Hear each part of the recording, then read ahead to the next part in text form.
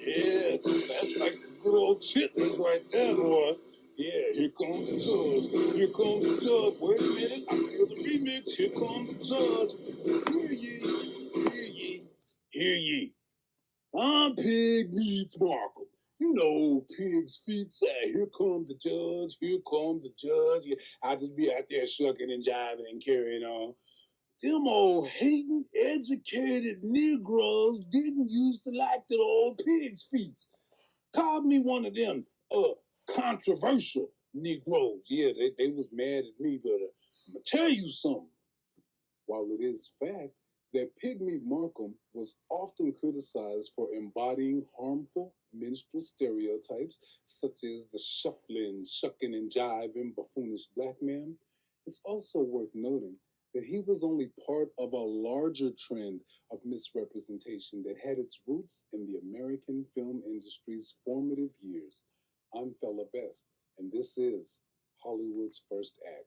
Harmful stereotypes in the birth of American film.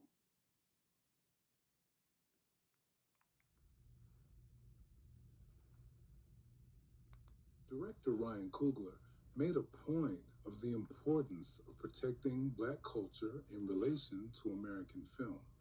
He in fact stated that for much of its nearly 100-year history, cinema, a powerful medium, has been used to negatively portray and obscure the truth about black culture. This observation from Coogler highlights the importance of examining how early Hollywood films like Birth of a Nation and Within Our Gates contributed to these negative portrayals.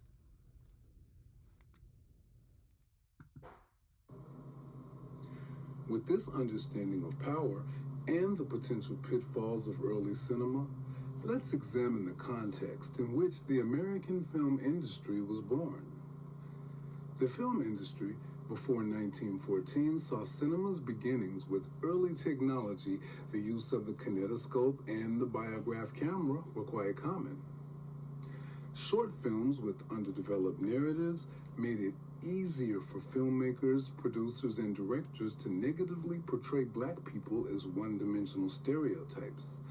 Also, at this time, film production was primarily based on the East Coast before Hollywood became the movie mecca we know today.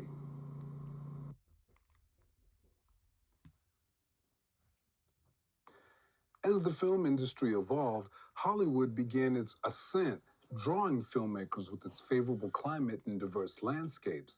This era saw a significant shift towards longer, more complex feature films, expanding storytelling possibilities. Director D.W. Griffith played a crucial role in this development, though his work also sparked considerable controversy and had a notable social impact, shaping the industry both in positive and negative ways. D.W. Griffith's Birth of a Nation, released in 1915, remains a deeply controversial film. Beyond its cinematic innovations, it's notorious for its racist depictions and is credited with fueling a resurgence of the Ku Klux Klan. Its impact was so significant it even received a screening at the White House, highlighting the complex and often troubling relationship between early cinema and American society. Birth of a Nation didn't just tell a story, it actively promoted harmful stereotypes, particularly portraying black men as a direct threat to white women. The impact of this film was significant and deeply damaging, contributing to the reinforcement of white supremacist ideology in American culture. All my life, I've only been able to think about one thing. White women! Hey, where are the white women at? Enter Oscar Micheaux's Within Our Gates, widely considered a crucial counter-narrative to the harmful stereotypes presented in Birth of a Nation.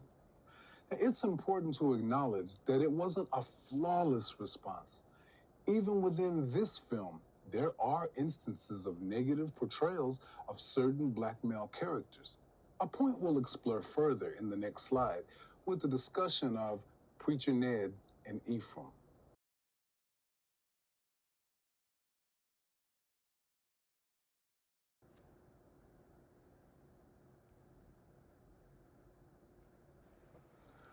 Within Our Gates, while a progressive film for its time, still presented some stereotypical portrayals of black men. Characters like Preacher Ned, who uses religion to enforce compliance, and Ephraim, depicted as a sellout through betrayal, reflect complex realities within the black community of that era. While these portrayals weren't ideal, they were often rooted in the lived experiences and contradictions present within society, making the film a reflection of its time in more ways than one. In other words, characters like Preacher Ned and Ephraim, they were people that we in the black community are very well familiar with. We know them all too well, even today. Stereotype? Truth. You decide. The harmful stereotypes we've discussed had a significant and lasting impact on the portrayal of black characters in Hollywood. One of the most prominent examples of this is Lincoln Theodore Monroe Andrew Perry, better known as Stepin Fetchit. Stepin Fetchit was a product of Ephraim and other characters of his ilk.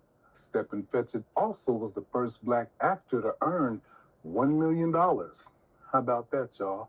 The problem, his characters often embodied demeaning tropes, frequently depicted as lazy, rockin', sockin', and rebopping. Wow. Lieutenant, not your honor. Where the law generally is, I usually ain't. Even beyond the early days of cinema, harmful stereotypes and tropes have been consistently replayed through media, unfortunately, persisting even today across generations of film. We see this in the recurring depictions of mammy characters, often portrayed as overweight, asexual, and solely devoted to their white families. Then there are the offensive blackface characters, a deeply racist character used for comedic effect. The subservient and self-sacrificing Uncle Tom characters also represent a damaging trope. We also see the character of Sambo, often depicted as lazy, grinning, and carefree. That on me, old pigs, me.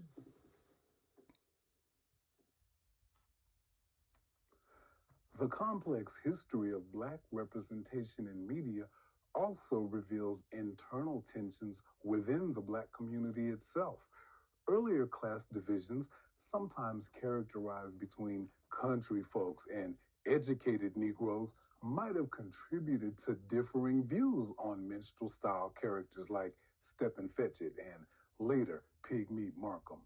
As the civil rights era gained momentum and black pride flourished, there was a growing rejection of these stereotypical portrayals. This sentiment is powerfully captured by historian J.R. Smith's description of Pigmeat Markham as a marked man, wanted by the NAACP, the Urban League, and any and all Negro advancement societies wishing sudden death to Uncle Tom. I still made my money. And with that, I'll leave you with this. Shout out to Chuck D. Burn, Hollywood, burn. I smell a riot going on. First they're guilty, now they're gone. Yeah, I'll check out a movie, but it'll take a black one to move me. Get me the hell away from this TV. All this news and views are beneath me. Hollywood, or would they not, make us all look bad like I know they had. But some things I'll never forget. Yeah, so step and fetch this.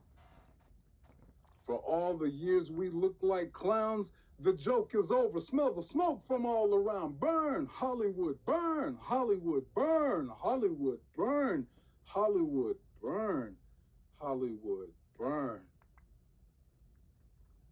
My name is Fella Best, and it's been my pleasure to educate you on Hollywood's first act, harmful stereotypes in the birth of American film.